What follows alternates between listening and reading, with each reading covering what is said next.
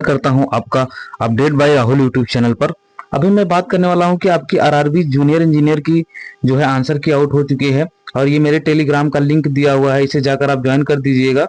और यहाँ पर आपको उसका लिंक नीचे दिया हुआ है, उसे जाकर मतलब आप ज्वाइन कर लीजिएगा तो वहाँ सारी डिटेल मिल जाएगी। आपको बताने वाला हूँ कि आप अपनी रैंक को कैसे चेक कर सकते हैं। तो यहाँ पर दो वेबसाइट दी गई है, ये तो आंसर की चेक करने वाली है। बाकी आप अपने जो मार्क्स और रैंक है वो यहाँ से चेक कर सकते हैं। आप अपने सिलेक्शन को भी पता कर सकते हैं, आपका सिलेक्शन होने की उम्मीद है या नहीं। तो चलिए उस पर बात करते हैं। इस वेबसाइट पर आपको सिंपली क्लिक करना होगा। उसके बाद क्लिक करने के बाद यहाँ आपको क्या डालना होगा, यहाँ पर आपको आपकी आंसर की जो लिंक है उसे यहाँ पर पेस्ट कर देनी होगी, यानी जो आपकी आंसर की आएगी उस लिंक को पेस्ट कर देनी होगी। चलिए मैंने उसको डेटा को डाउनलोड किया, उस पर बात करते हैं। यहाँ पर देखेंगे एक स्टूडेंट का मैंने डेटा लिया हुआ है, ये देख सकते हैं, ये इनकी कैटेगरी है। उसके बाद यहाँ पे इनके रोल नंबर दिए हुए हैं। इनका एग्जाम 22 तारीख को हुआ था सेकंड शिफ्ट में। और यहाँ देखेंगे ये इनके एग्जाम का सेंटर है RRB JE civil and allied engineering और जोन इनका गोरखपुर है। इस पर पूरे डिटेल में बात करेंगे। आप कैसे पता कर सकते हैं कि आपका सिलेक्शन होगा या नहीं होगा, उस पर भी पूरा डिटेल में बात करेंगे। यहाँ पर आप देखेंगे कुछ चीजें मैं आपको दिखाने वाला हूँ, जैसे कि मान लीजिए इनके स्कोर देखेंगे 60.55 है। यानी कहने का मतलब क्या है कि 60.55 इनके स्कोर बन रहे हैं टोटल। और यहाँ पर नीचे हम आएंगे और यहाँ पर आपको दिखाने वाले हैं ये। यहाँ पर आप देखेंगे अभी तक टोटल 18,644 कैंडिडेट ने रैंक गुरुजी पे मतलब पार्टिसिपेट किया है। यानी 18,644 कैंडिडेट हैं जो अभी तक भाग लिए हैं। अभी बहुत सारे कैंडिडेट हैं जो इस पर पार्टिसिपेट करेंगे, वो देखा जाएगा बाद में। लेकिन अभी की मैं बात कर रहा हूं, आपको चेक करना है तो आप जाकर इजीली चेक कर सकते हैं। और यहाँ पर पहले आप समझ लीजिएगा, उस पर मैं फैक्ट पे बात करने वाला हूँ। उसके बाद मैं चीजों को बताऊंगा आपको। यहाँ पर आप देखेंगे शिफ्ट रैंक, यहाँ पर आप देखेंगे तो यहाँ पर शिफ्ट में उस शिफ्ट में 7,821 रैंक है। 9,371 कैंडिडेट ने इसमें एग्जाम दिया था उस शिफ्ट में, यानी सेकंड शिफ्ट में। और कैटेगरी की मैं बात करूं तो यहाँ पर आप देखेंगे तो कैटेगरी और इनकी सिविल यानी सिविल ट्रेड में इनकी जो रैंक है एससी कैटेगरी में, तो यहाँ पर 1930 है 3,000 कैंडिडेट में। यानी 3,000 कैंडिडेट में इनकी रैंक 1930 है। उसके बाद ये इंपॉर्टेंट चीज है आपके सामने जो दिख रहा है, जोन रैंक इन ब्रांच। यानी कहने का मतलब ये है कि जोन रैंक यानी इनकी जोन में रैंक क्या है और इनकी ब्रांच यानी जो सिविल है इसमें रैंक क्या है।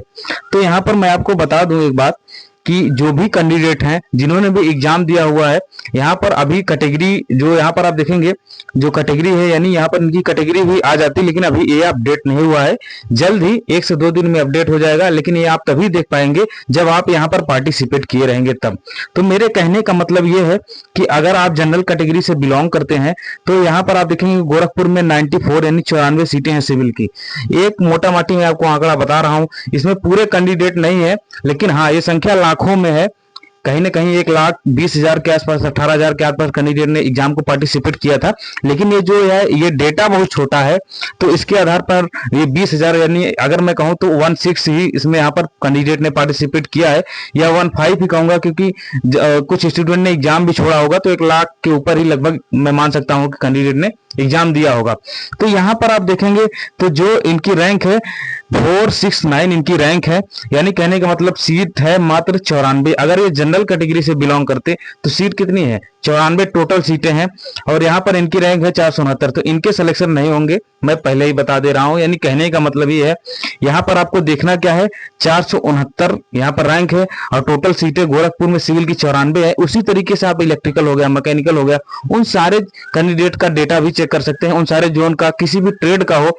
मान लीजिए आपको करना क्या है, आपको जाना है मान लीजिए किसी ने कैंडिडेट ने मुंबई से भरा हुआ है, मुंबई में वहां पर आप देखेंगे इलेक्ट्रिकल में मान लीजिए 400 सीटें हैं। एक मोटा माटी बता रहा हूं, 400 सीटें हैं नहीं, मैं बता रहा हूं, मान लीजिए 400 सीटें हैं और आपकी रैंक आ रही है 390।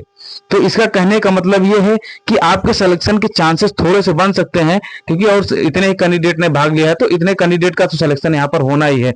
यानी मेरे कहने का मतलब ये है कि अगर आपके 400 मतलब सीटें वहां आपके जोन में है और आपकी रैंक बन रही है, मान लीजिए यहाँ पर 38 बन रही है टोटल, यानी ये जो रैंक दिख रहा है, यानी जो ये वाली रैंक आपको देखनी है मेनली कि जोन रैंक और आपकी ब्रांच में कौन सी रैंक दिख रही है। अगर उस सीट से कम रैंक आपकी है तो आपके चांसेस है, अगर उस सीट से ज्यादा रैंक आपकी है तो चांसेस कम ही है। चांसेस क्या है, चांस नहीं है कि आपका सिलेक्शन होगा। ये मैं फैक्ट बता रहा हूं, क्योंकि ये जो सारी चीजें हैं, ऐसा नहीं है कि किसी ने फॉर्म को, गूगल फॉर्म को भरवा लिया है।